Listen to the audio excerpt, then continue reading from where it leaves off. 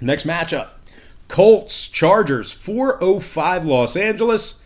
Big movement in this one. The Chargers are -7 right now with the total at 43.5. Now, obviously, Andrew Luck did retire after these lines were released. So we saw a 3.5-point move toward the Chargers, and we saw an 8-point move downward on the total.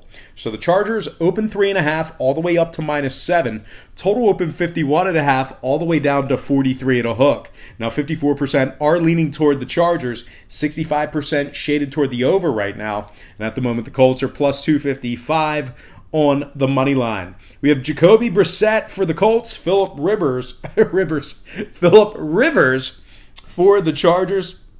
He's he completed 68.3% of his passes last year. He threw for well over 4,000 yards, actually 4,308 to be exact, and he tossed 32 touchdown passes in the regular season. The Chargers finished second in the NFC West last year, 12-4. They did defeat Baltimore in that wild card round, and even though it was kind of a close score, wasn't that close. Baltimore peeled off a couple scores there late, but that was a thorough domination by the Chargers. The Chargers, they put up 27 points per contest on average last year, which is 7th in the NFL.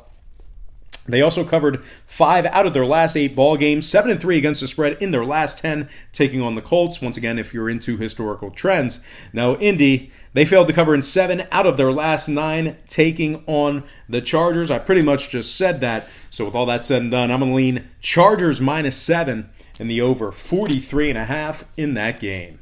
Next matchup, Giants, Cowboys, 425 Dallas. The Cowboys are -7, totals 45.5. We saw about a 0.5 point fade of Dallas in the early wagering. We also saw movement downward on the total. Dallas opened 7.5, down to -7. Total opened 46.5, down to 45 and a hook. 55% are leaning New York, 59% shaded toward the under. Right now, the G-Men are plus 255 on the money line. We have Peyton Manning on open.